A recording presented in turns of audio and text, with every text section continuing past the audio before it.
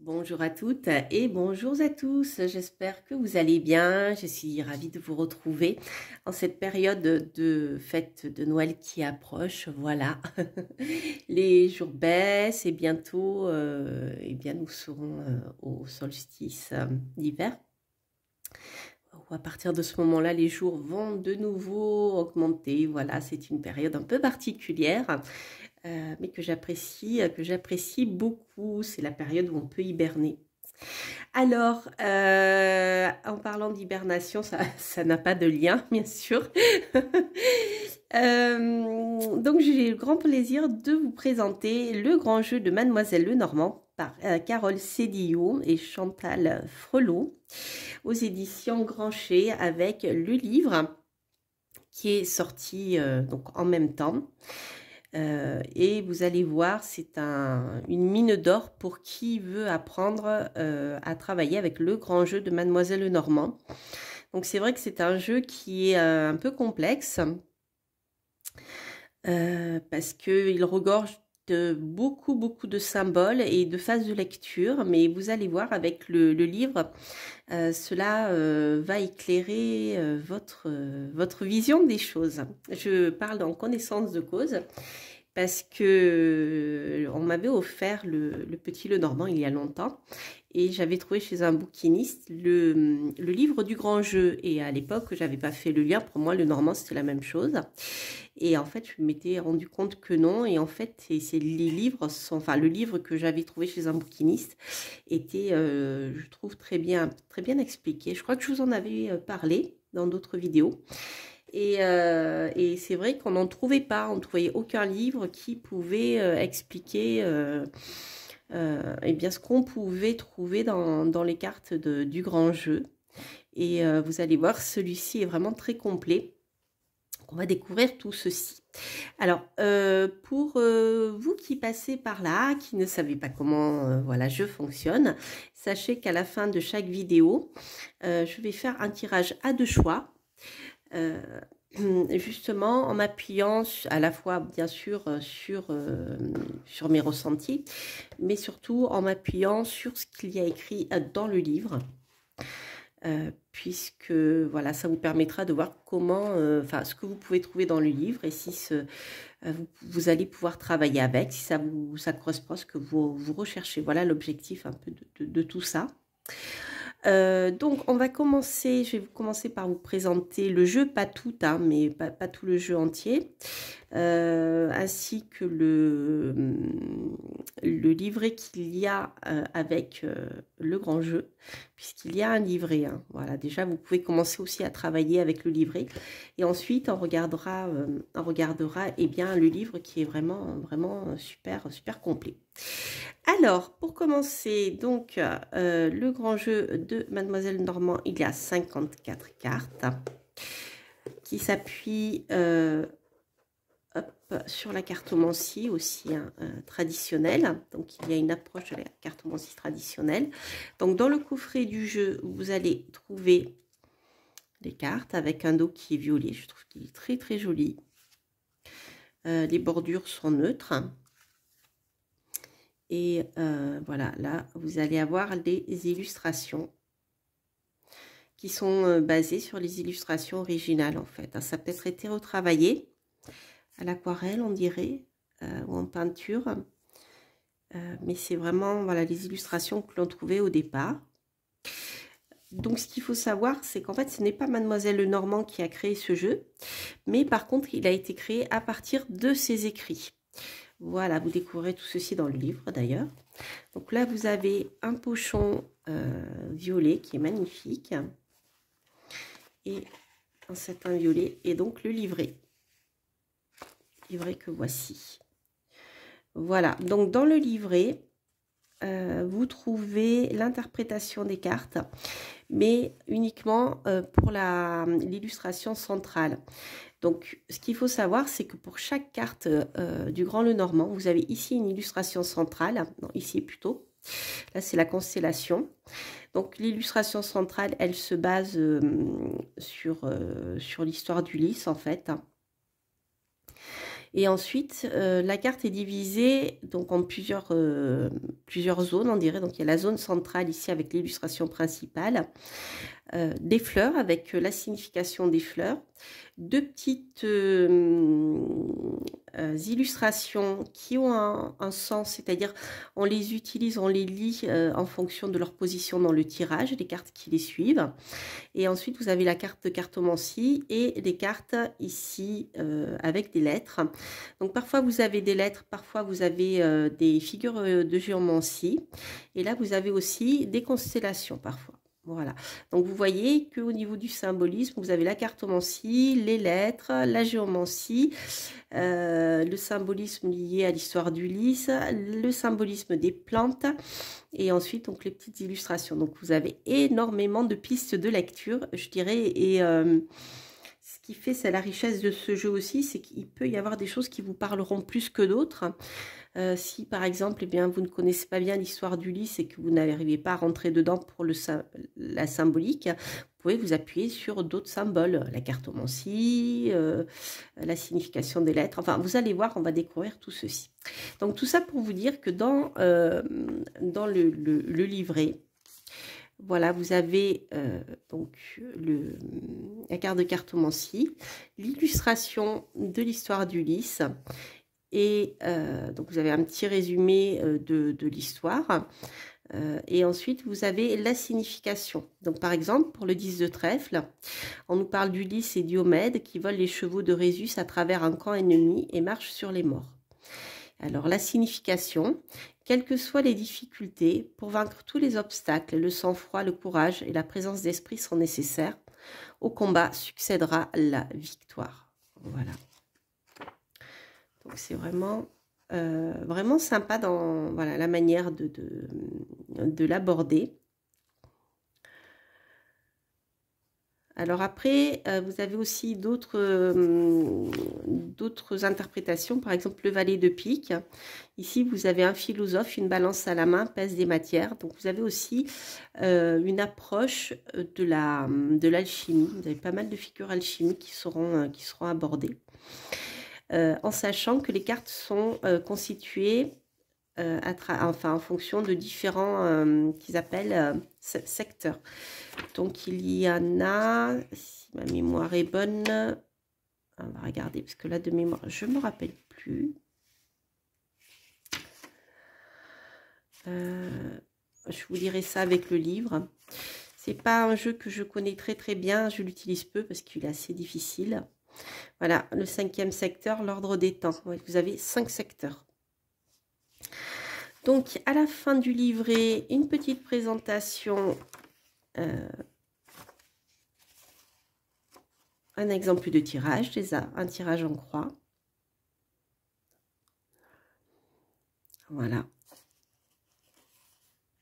Un exemple de tirage.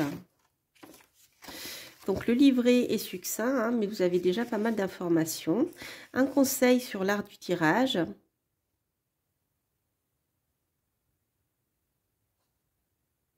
Avec quelques mises en garde qui seront fort utiles, les amis. Voilà. Alors, je vais le mettre peut-être ici. Hop, non, pas devant Ganesh, il est trop beau. Voilà. Donc, je vais vous montrer quelques cartes pour ceux qui ne connaîtraient pas le jeu. Alors, donc celle-ci, essayez de pas avoir trop de reflets. Voilà, je vais vous en montrer quelques-unes. Donc, toujours la figure centrale, la constellation, la carte de cartomancie, les lettres, les plantes et les petites illustrations en bas qui vont compléter l'analyse.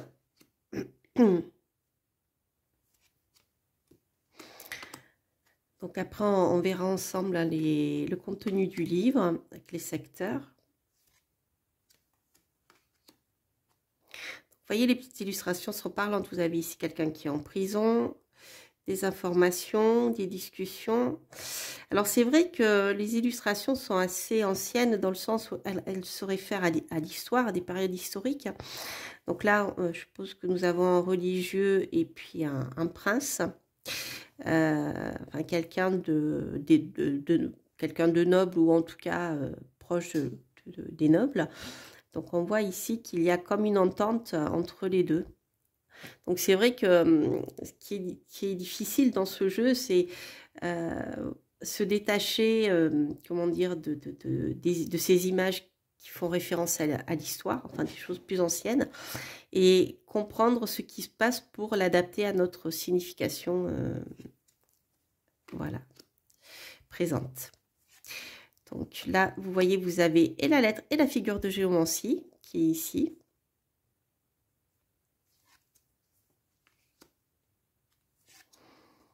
Voilà, je ne vous les montrerai pas toutes, hein, mais je ne sais pas si vous les voyez bien. Comme j'ai pas beaucoup de lumière.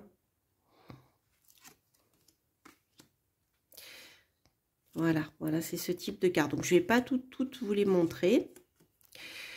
Mais vous voyez, celle-ci, par exemple, vous avez la corne d'abondance, ici. Là, en bas, à droite. On dirait des graminées qui sont en train de mûrir. Alors ici, c'est toute la partie alchimique. Donc il y a des cartes sur l'alchimie.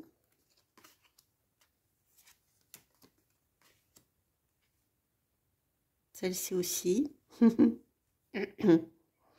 Très intéressant, vous avez les étapes alchimiques si vous vous intéressez bien sûr à ce domaine.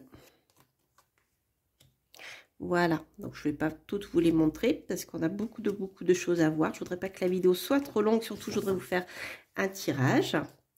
Donc on va mettre les cartes ici. Donc elles sont de très bonne qualité et franchement elles glissent super bien. Voilà, c'est des cartes qui sont comme si elles étaient plastifiées un peu. Donc en fait elles sont souples, hein, mais elles glissent hyper bien. Très bonne qualité de cartes. Alors, donc au niveau du livre, on va regarder ensemble le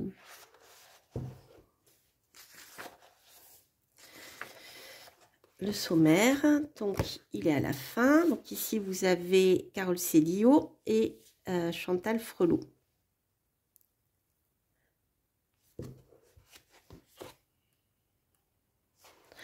Voilà. Donc ici, au niveau du contenu du livre, donc il y a le destin de Mademoiselle Normand et une succincte biographie. Donc l'histoire justement de Mademoiselle Normand à Paris sous la Révolution, lorsque donc elle consultait, elle a été aussi astrologue. Ses séjours en prison, assez nombreux hein, pendant la Révolution, c'est vrai que c'était une période assez instable. Voilà, ces périodes de gloire, ses écrits. Donc c'est dans ce livre justement que j'ai appris que le grand jeu de Mademoiselle Lenormand avait été écrit à partir de livres qu'elle avait écrits. Donc c'est très intéressant. Vous avez à peu près 20 pages un peu moins de 20 pages sur le sujet. Ensuite, donc une présentation du jeu avec la division en 5 secteurs, ce que je vous montrais tout à l'heure. Donc, une description de comment est structurée la carte, le symbole, et ensuite, voilà, le descriptif de la subdivision, ce que je vous ai montré tout à l'heure, c'est-à-dire la partie de cartomancie, la figure centrale, le petit sujet à gauche, à droite, donc en bas, le bouquet, donc les fleurs, la lettre, la figure géomantique, les constellations. Ah oui, il y a aussi le talisman, donc ça, on va le découvrir. Alors, en ce qui concerne les secteurs, le premier secteur va nous parler de la quête de la toison d'or. Donc là, vous avez, si vous voulez, les cartes sont classées par secteur. Donc par exemple, on retrouve le 10 de carreau, le 9 de carreau, le roi de trèfle, le 4 de carreau, l'as de trèfle, le 9 de trèfle. Ensuite, la guerre de Troie, dans le deuxième secteur, avec le sens de la guerre, l'arbre généalogique, et vous retrouvez bien sûr les cartes de cartomancie qui font partie de ce secteur. Ensuite, le mariage alchimique avec les instruments de l'alchimiste. Donc les cartes qui figurent dans ce secteur. Ensuite, vous avez les événements imprévus, description mythologique, symbolique et psychologique des cartes suivant la chronologie des images. Donc toujours avec les cartes de cartomancie qui y sont rattachées. Le 5e secteur, l'ordre des temps. Donc là, c'est description mythologique, symbolique, psychologique et astrologique des cartes. Ensuite, on a l'art du tirage, donc une explication de comment tirer le temps. Surtout, quelle est la notion du temps dans les tirages, c'est important. Parce qu'on dit souvent lorsqu'on tire les cartes, on ne peut pas dater. C'est vrai que c'est difficile de dater précisément, contrairement à l'astrologie. Mais voilà, on va voir ça ensemble. Ensuite, la notion de mouvement, la formulation et fréquence de la question. C'est-à-dire qu'il ne faut pas trop poser de questions. Il y a un laps de temps quand même. Hein. C'est-à-dire si vous posez la même question, surtout plusieurs semaines d'affilée, ça va pas, ça ne fonctionne, ça va pas vous aider surtout. Voilà. Donc c'est vraiment des conseils utiles. Le tirage des conventions. Ensuite, on va retrouver des tableaux de codification des lettres, la fréquence des valeurs de la cartomancie, la codification des mots-clés de Mademoiselle Normand, tableau de valeurs et de jours de la semaine et des planètes correspondantes. Donc ça, c'est pour la datation, je suppose. Le tableau du passé, présent, futur à travers le zodiaque. Donc toujours cette question de temps. Les figures géomantiques, les encadrements, je pense que c'est les petites cartes qui sont en bas, les petites illustrations qui sont en bas, et ensuite quelques tirages donc qui sont abordés. Donc on va voir tout ceci, et puis ensuite vous avez encore un tableau des correspondances entre les divinités à la fin. Voilà, donc comme je vous le disais, c'est quand même costaud, il y a 255 pages, c'est vraiment un livre de référence. Écoutez, à part celui que j'avais trouvé chez le libraire, et qui bien sûr chez pas le libraire, chez le bouquiniste, et qui bien sûr n'existe plus édité, hein. Je ne connais pas d'autres livres qui abordent avec, voilà, avec autant de précision, ni même de livres d'ailleurs, concernant le Grand Lenormand. Alors, donc, regardez, donc c'est ce que je vous disais. Alors par contre, donc vous voyez, vous avez ce genre d'approche, c'est-à-dire que vous avez la carte en grand, donc ça c'est bien. Et ensuite, vous avez l'explication de la carte, donc la figure centrale, ce que ça signifie. Donc vous avez le résumé de la période de la guerre de Troie, ce que ça signifie, donc la carte de la fatalité. Donc ici, vous voyez, vous avez déjà une prédiction. Annonce au consultant qu'il sera surpris par un événement qui non seulement portera le trouble et la désolation dans son âme, mais qui pourra même causer la ruine s'il néglige de prendre des précautions. Donc pour la carte de cartomancie, vous avez aussi une signification. Tromperie dont on ne s'apercevra pas et il ne sera plus temps. Vous avez, voilà, comment dire, déjà des prédictions là, qui sont écrites. Le petit sujet de droite et le petit sujet de gauche. Voilà, donc par exemple ici, le petit sujet de droite, vous avez un talisman qui est celui de la figure de Saturne. Donc bien sûr, vous allez retrouver un symbolisme astrologique. Heureuse fatalité par la vertu du talisman de Jupiter, vous obtiendrez ce que vous voudrez. Ah, ils ont mis Saturne, ils se sont trompés en fait. Parce que ça, c'est Saturne. Et vous voyez, ils ont marqué Jupiter. Donc là, il y a une erreur en fait. Hein, ça, c'est le sigle de Saturne. D'accord. Voilà. Mais c'est le talisman de Jupiter.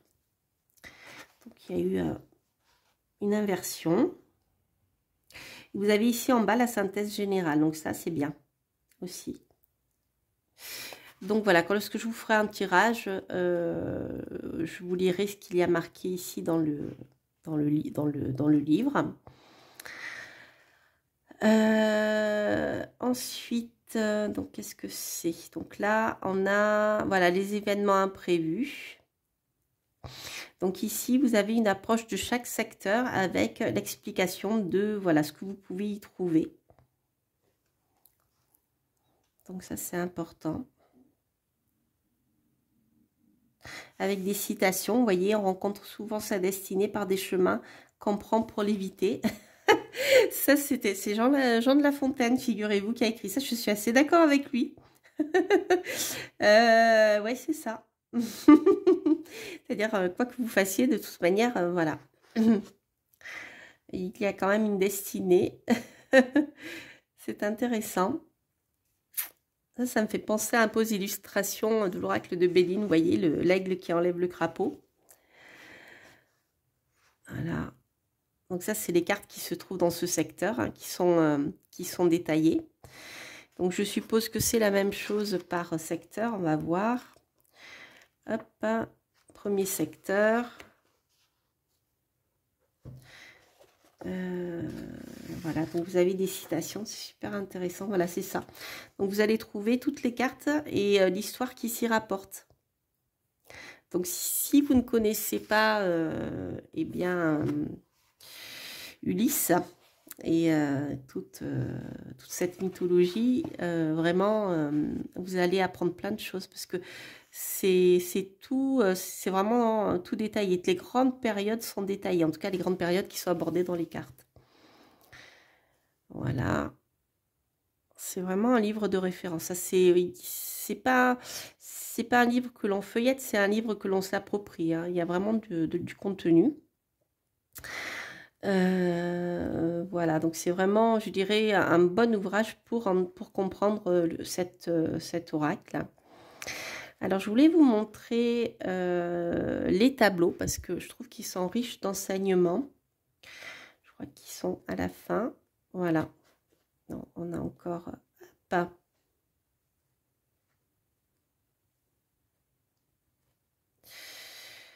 Voilà.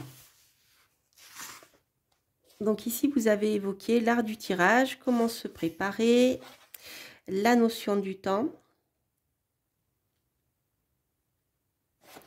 Donc là, vous voyez, vous avez 4 éléments qui permettent d'induire une notion de temps ou de dater les tirages. Donc c'est super intéressant. Vous avez la dominante des couleurs qui peut refléter une notion de rapidité ou de ralenti. Donc rapidité avec le cœur et le carreau, le rouge, et de ralenti avec le trèfle et le pic, les figures géomantiques. Donc voilà, on verra ça tout à l'heure. Les cartes de 5 secteurs reliées au signe astrologique. Voilà, c'est ce que je vous disais. Ok. Et le nombre de cartes qui recouvre dit difficile en fonction de ce nombre, l'attente de la réponse du jeu est plus ou moins longue. Voilà.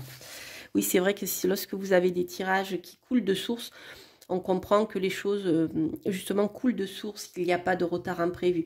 Mais quand vous avez beaucoup de cartes qui sont, voilà, qui parlent de retard, de choses comme ça, ou de difficultés, on sait très bien que les difficultés par rapport à un objectif, elles vont vous faire perdre du temps. Mais des fois, c'est pas une perte de temps inutile. Après, voilà, c'est la manière dont on voit les choses. Mais donc c'est intéressant que donc vous avez tout ça.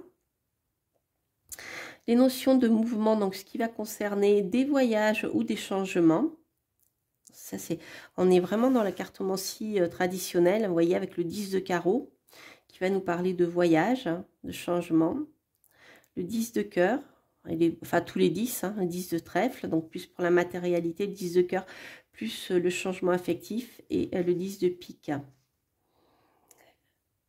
Ok, donc les conseils pour consulter. Ça, c'est super intéressant. Les conventions de tirage.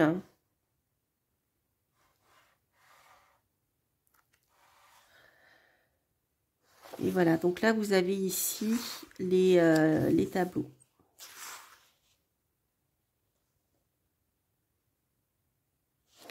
Donc là aussi, on a pas mal de choses sur la cartomancie. Donc il faut savoir que Mademoiselle Lenormand travaillait avec les cartes de cartomancie, notamment avec le petit ételage, je crois, ou le grand, je sais plus, petit, je crois.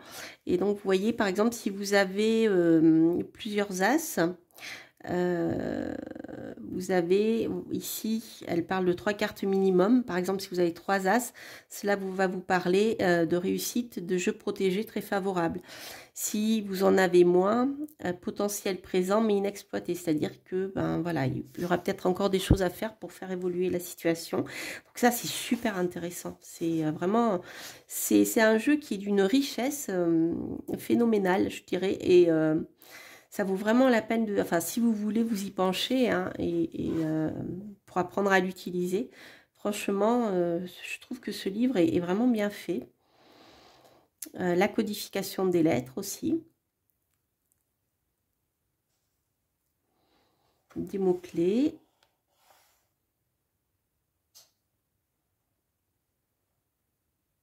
Donc vous avez voilà plusieurs significations à travers le zodiaque, le passé, etc. Le futur. Ah, alors les encadrements, c'est pas ce que je vous ai dit tout à l'heure. Mais par exemple, si vous avez un 10 de carreau, si vous, la signification du consultant, donc la carte du consultant ou de la consultante se trouve entre le 10 de carreau et le roi de trèfle, ici vous avez des mauvais conseils. Donc il y a vraiment Franchement, si vous voulez apprendre la cartomancie, je vous le conseille aussi parce que vous avez beaucoup de choses en cartomancie. Hein. Pour le cœur, pour les carreaux. Donc, par exemple, si vous êtes votre carte, la carte qui vous représente est entre le roi de trèfle et le roi de cœur, vous avez deux bons conseils. Ici, vous avez deux rois, c'est normal.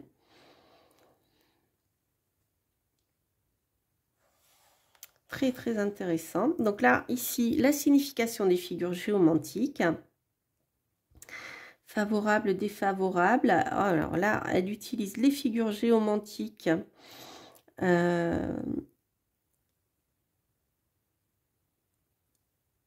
Ah oui, pour la datation aussi. Elle l'utilise pour la datation, c'est intéressant. Après, un tirage personnel, donc avec la numérologie. Hop.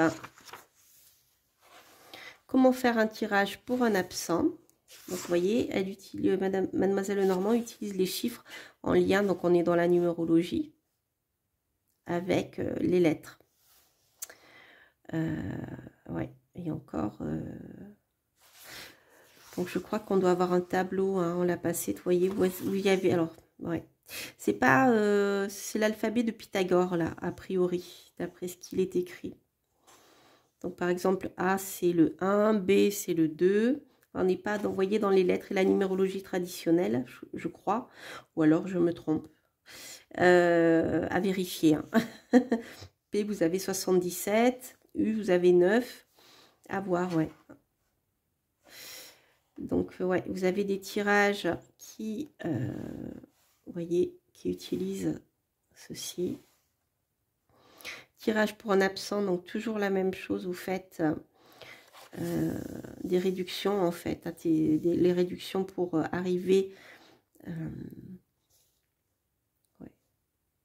Même apparemment vous voulez garder le 12, hein, donc ça c'est à voir, hein, je le découvre en même temps que vous. Le tirage en ligne, donc vous pouvez faire à partir toujours de cartes d'un nombre impair, donc c'est pareil ici on est vraiment dans la cartomancie traditionnelle. 3 cartes, 5 cartes, 7 cartes ou 9 cartes. Ouais, super intéressant. Le tirage en croix.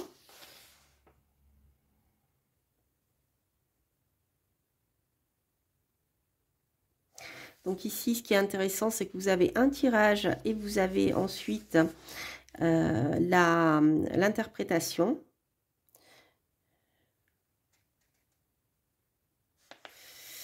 Voilà, exemple de question. Je souhaite acquérir un appartement. J'ai fait un choix. Vais-je obtenir celui que je souhaite? Donc là, vous avez toute l'explication, toute l'analyse. Le tirage de la roue astrologique, qui est un des tirages les plus traditionnels. Moi, je le pratique beaucoup, hein, j'aime beaucoup. Le tirage, donc, avec les maisons. Donc, vous avez la signification des maisons si vous ne les connaissez pas. Ok, voilà, donc des exemples de tirage. Le tirage du mandala, alors, qui signifie cercle en sanskrit. Donc ici, il y a 12 cartes, plus la carte du consultant au centre. Donc la manière dont vous l'analysez est toujours, vous voyez, avec un exemple bien concret. C'est vraiment, ils sont bien détaillés, hein, je trouve que c'est extrêmement parlant lorsque vous souhaitez apprendre. Je trouve que les exemples, c'est vraiment le mieux. Tableau des correspondances entre les divinités, donc entre les divinités romaines, grecques et égyptiennes. Et voilà les amis. Bon, bah écoutez, hein, c'est vraiment un super livre. Je vous le conseille vraiment. Il est très riche. Et si vous voulez apprendre le petit, le grand jeu de Mademoiselle Lenormand, je crois que voilà. Celui-ci sera très bien. Je vais le mettre ici. Je vais boire un petit coup. Non, parce que je vais le reprendre, pardon. Hop, je vais vous faire un tirage.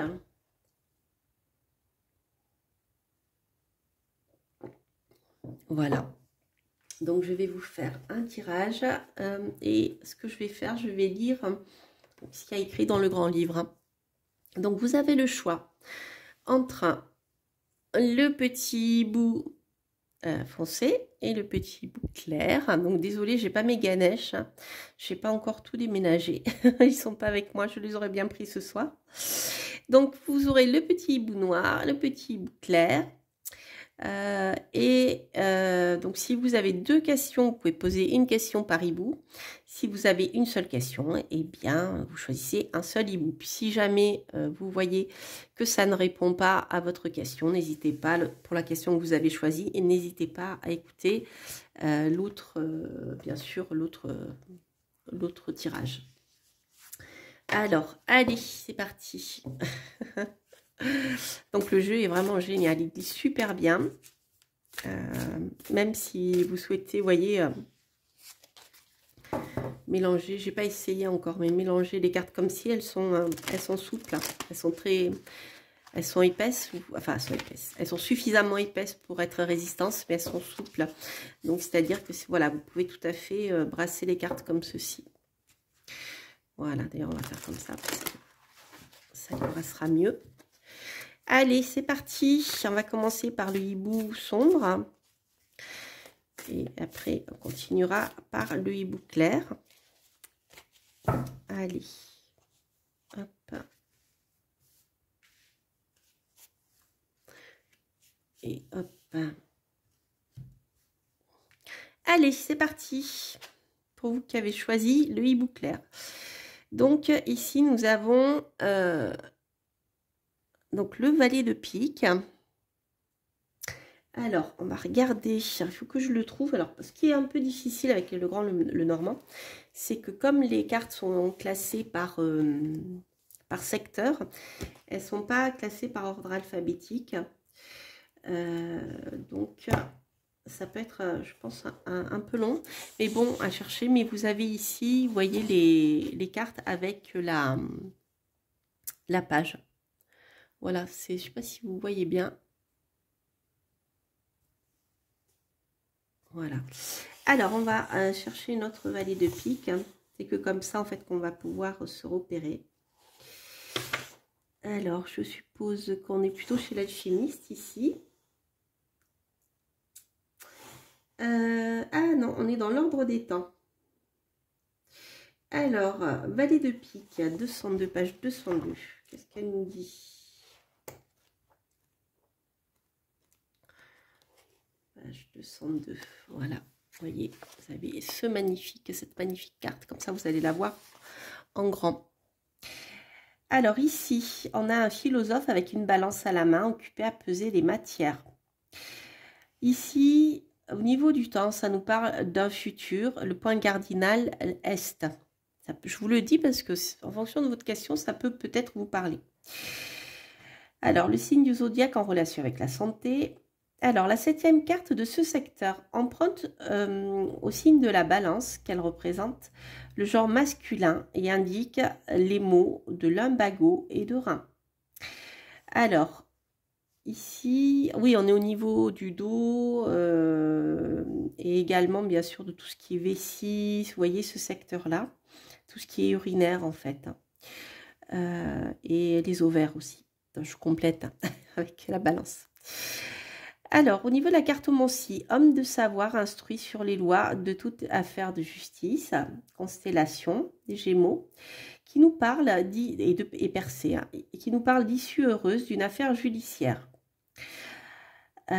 Ensuite, qu'est-ce que je pourrais trouver? Voilà, au niveau des significations, synthèse générale. Cette carte est positive pour toute personne que l'injustice a fait souffrir, car elle indique qu'elle finira par trouver aide et protection. Justice, égalité, espérance, conciliation. Voilà, donc ça c'est pour la signification principale de la carte. Donc on n'a pas la signification négative ici du valet de pique, sauf si peut-être si on cherche en détail, hein, on peut le trouver. En tout cas, vous voyez, là-dedans, on a quand même une signification qui est plutôt, je dirais, positive, puisqu'elle nous parle d'évolution positive. Mais c'est vrai que sur le plan, je dirais, du bien-être, hein, vous avez des références sur ce point-là qui peut vous aider. Au niveau du temps, ça nous parle quand même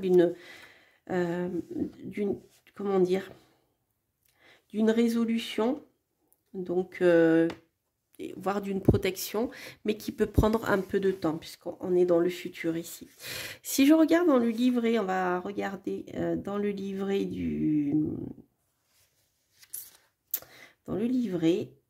donc là j'étais dans l'ordre des temps, donc c'est pareil, hein, c'est classé de la même manière.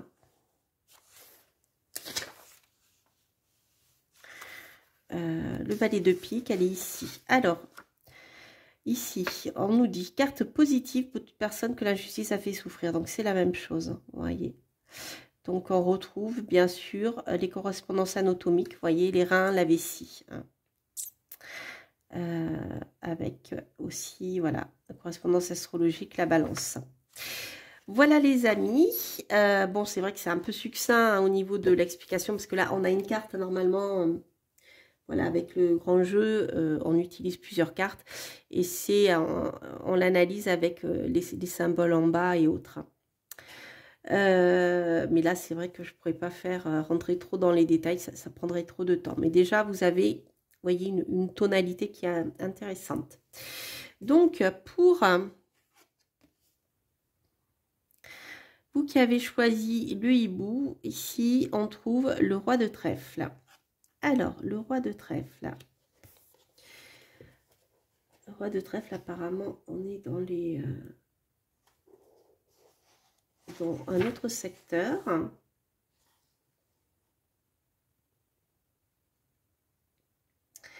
Alors, le roi de trèfle.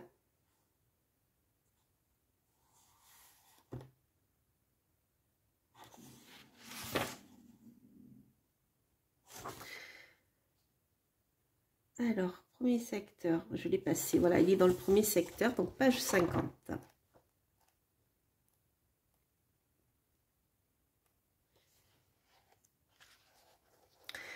Le roi de trèfle, donc ici, vous avez donc le détail de l'histoire de l'Iliade. Hein. Et une petite phrase. Il possédait des dons de devin au moment de l'arrivée des Argonautes. C'était un vieillard décharné, fragile, attendant de l'aide pour être débarrassé des harpies qui l'empêchaient de se nourrir. Elles sont ici, les harpies. Je ne sais pas si vous le voyez. Hop, voilà. On verrait mieux la carte. Donc, synthèse générale. Suivez en tout point les conseils d'une personne expérimentée que vous aurez besoin de consulter afin que vos objectifs aboutissent, vous apportant richesse et gloire. C'est une protection. Alors, ici, on a les détails de la figure géomantique. Donc, c'est Caput Draconis. C'est donc une figure qui est favorable. On parviendra avec peine à ce que l'on désire, surtout en amour. Ensuite, Donc ici, la constellation qui est rattachée, donc la première étoile étant Saturne. Donc ici, on est dans la Grande Ourse. Planète de couleur sombre annonce l'importance de l'événement. Je regarde ce qu'on peut trouver dans ce qui est marqué. Alors, les petits sujets. Alors ça, après, ça dépend de si votre carte est dans le... comment elle est positionnée dans le tirage. Donc, en général, je crois que la carte en bas est associée à la carte d'avant ou en bas. Enfin, celle qui est de ce côté-là. Donc ici, on a deux groupes de roches, une colombe au-delà. On parle sécurité sur l'entreprise en voyage. Les obstacles sont dépassés, confiance. Si la carte suivante se trouve par rapport à cette carte ici, donc c'est-à-dire plutôt à droite, là, on est plutôt des précautions à prendre pour un voyage. Prudence, les obstacles sont à dépasser. Donc là, vous voyez, la colombe, elle se dirige vers les obstacles. Là, la colombe les fuit. Voilà. Donc là, vous avez plusieurs plantes dans le bouquet. Un plumbago qui va nous parler de grandeur, basilic qui va nous parler d'entreprise et le pavot qui va nous parler de sagesse. Et ici, on a réussite grâce à un homme protecteur. Voilà, donc en fait, on n'a pas toujours les mêmes, vous voyez, la même quantité d'informations. Donc je pense qu'après, il faut travailler vraiment avec d'autres cartes. C'est comme tous les tirages, hein. Une carte ne suffit pas. Mais bon, quoi qu'il en soit, voici ce que vous pouvez trouver déjà. Ah oui, je n'ai pas regardé, mais je pense que ça va être pareil ici. Le roi de trèfle.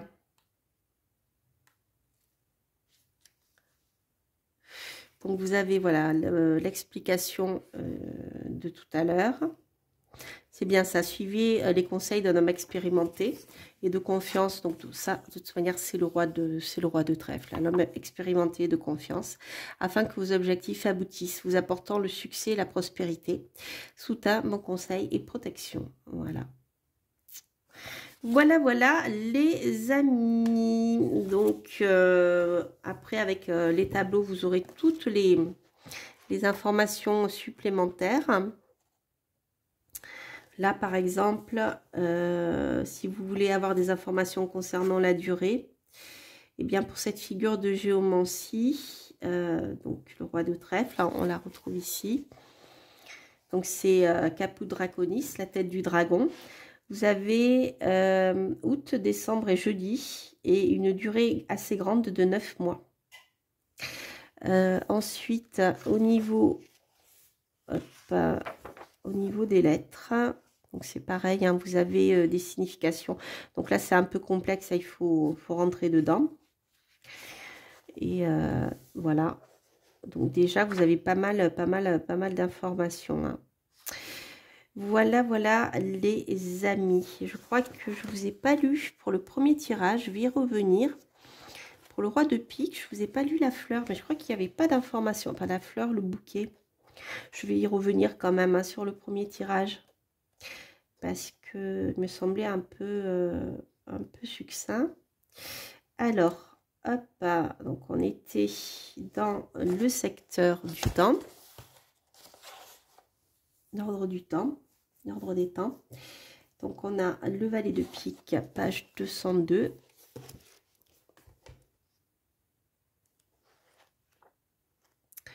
Alors, page 202. Ah oui, bah c'est parce que j'ai pas tout lu. Alors, donc, je reprends pour le premier tirage, les amis. Donc, c'est donc...